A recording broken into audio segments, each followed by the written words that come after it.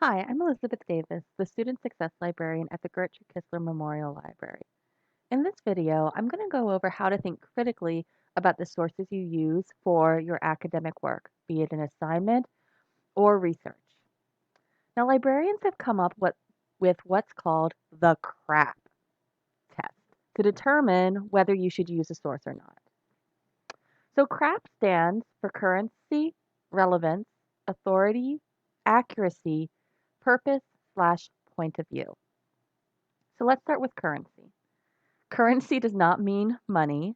It means whether the information has been published recently, if it's up to date.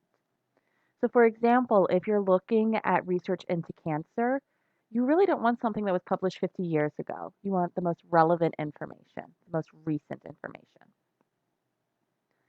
Relevancy refers to does it answer the question, so your research question, or meet the requirements of the assignment. So, for example, if you are working on a paper on Julius Caesar and you find research on Nero, who was another emperor of Rome, it's not relevant. So, it's going to fail the CRAAP test. The next one is authority. What are the author's credentials? Do they have other publications in the same field? So, for example, when you're reading an article by somebody and it's an academic article, spend some time and Google them. See how much they've written on the topic. If this is their first article, you may want to take it with a grain of salt. But if they've written 50 articles on the topic, it's probably good to use. This is one of the reasons why websites often fail the CRAAP test. So if you go onto a website that's a .com, a .org, or a blog, the author's credentials are kind of iffy usually. They're not an expert in the field. So that's why most websites will fail the CRAAP test because of the authority. Next, we see accuracy. Was the information reviewed by editors or subject experts? And are there citations? For when you do a school assignment or research, this is one of the most important things.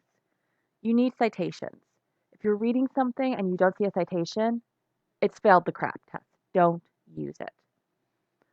If you're reading something and it hasn't been peer reviewed, gone through a series of experts looking to see if the scholarship is good or if it's actually factual, don't use it. It has failed the CRAAP test.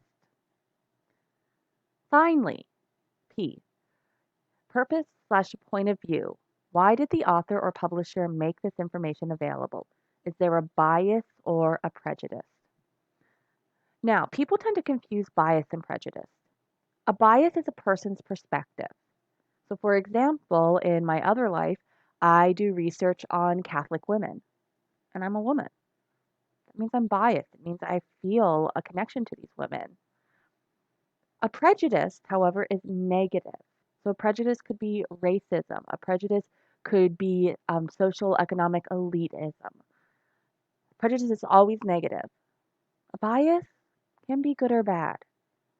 So think about the purpose of the article.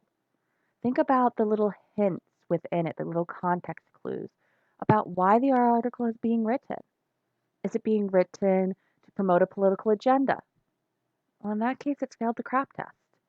Or is it being written with the author saying, you know what, I come from a background, I sympathize, but I'm being as subjective as possible? Then it actually is going to probably pass the CRAAP test because the author is open with their bias.